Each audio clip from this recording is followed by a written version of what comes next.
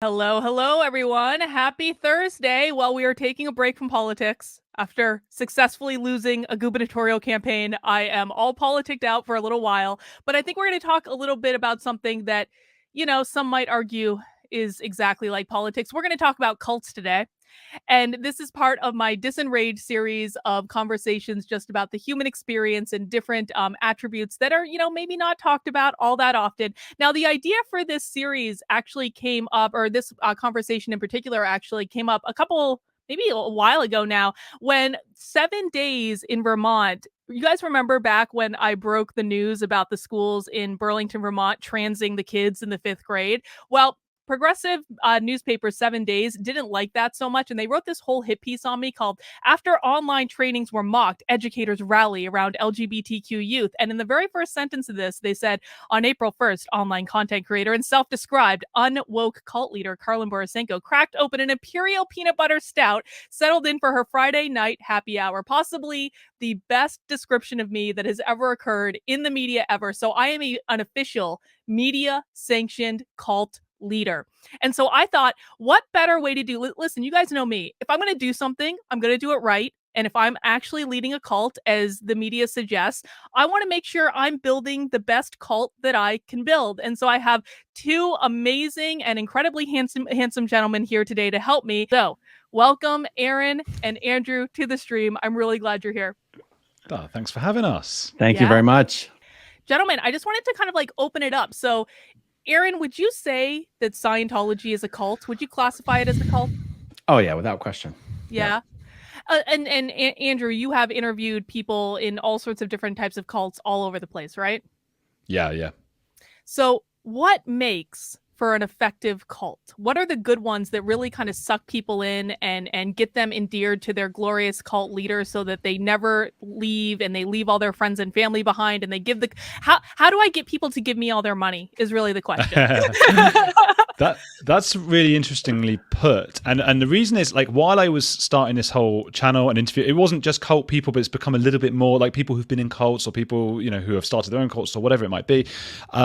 I was also, while I was looking into this at the beginning, I was going on YouTube courses, how to be a YouTuber. So what you're saying, how to get money basically, and how to grow a big channel and all these kinds of things. And it was amazing how many crossovers there were between becoming a big YouTuber and the cult leader stuff. So it was basically each day was a new lesson I was supposed to learn. And one of them would be icons, right? So the stuff behind me, those lights, as soon as anybody tunes in, they see those lights. Okay, those are my lights, they're my McDonald's arches, or the Scientology blue building, or whatever it might be. Then there's rituals, which I don't do too much, but a lot of podcasters do. And sometimes I don't think they're doing it on purpose. I don't think people consciously do it. But they would, my friend Dr. Shaham Das calls himself, hello, you're with the ominous Shahamanus, right? And that's his thing that he says. And I started saying to people, you're on the edge, thanks for being on the edge, or whatever it might be. There are particular language things, in jokes. The unwoke cult leader might be one of the in jokes, for example. So all these things, they really do cross over into, I think, any kind of business and any kind of YouTuber or cult, I think. Aaron, what would you say to that? To which exactly?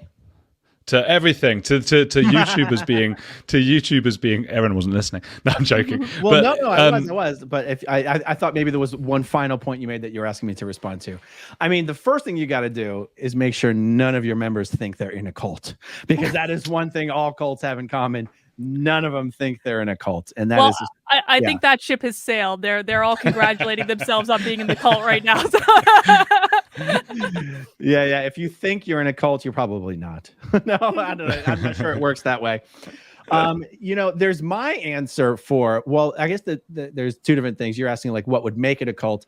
What I think makes Scientology a cult specifically is how it destroys families. And that's tied intimately into what happens to you when you try to leave.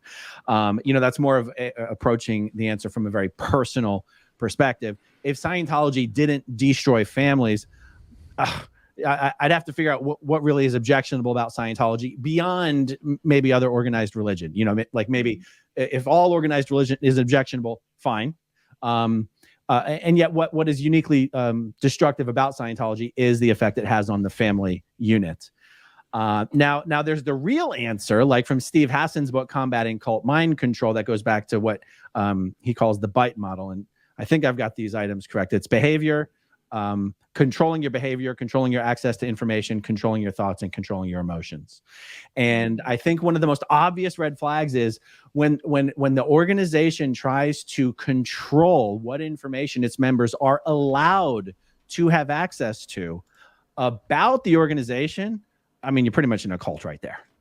I mean, like even I can think of, well, I don't want to name any individuals, but even some very polarizing people on the far left and the far right, even if you think those people are in a way part of their own special cult, I can think of examples of people who you would put in that bucket, but they do expose themselves to information on the other side and are willing to hear it, are willing to engage with it, are willing to debate it. And if you are willing, if you're allowed to expose yourself to critical information about your own group, you're probably not in a cult. And in Scientology, they at least it's frowned upon to read anything negative about Scientology. Though it seems that people do still consume content that they're not supposed to, because then they get upset about it at some point, and you probably hear about it, Aaron, on your channel when someone's upset about something you said. But they're not really supposed to watch that stuff, right? It is forbidden. I mean, if you do it, you have to own up to it, and like, it is forbidden. You are not allowed. Like, no one will ever say, okay, fine, just go watch one episode of Leah Remini Scientology in the Aftermath and then come back and we'll tell you what was wrong with it. No, you're in trouble if you watched it in the first place. They will then tell you what was wrong with it, but it was not okay for you to have watched it in the first place. Like, literally, it's forbidden. That reminds me of one of my first ever episodes was with a former Hasidic Jewish woman who eventually left with her family, which was no easy thing. But for a long time, she had somehow found somebody to install Wi-Fi, I think it was, in her house that her husband didn't know about, because had he known about it, he would have obviously reported her or whatever it might be. And she was then able to watch things that criticized the religion or the cult. I think I'd call Hasidic Judaism a cult. I've been shouted at a lot by people for doing that, but I mean, I think it is one. And then someone got in touch just a few days ago who also used to be a Hasidic Jew, and she messaged saying, I just watched your video with Emily and I can't believe it. I knew Emily. I used to babysit for her children, and she lent me her internet. It was the first time I got internet. We weren't supposed to, and that started me in my journey to getting out. So amazing sort of crossovers there.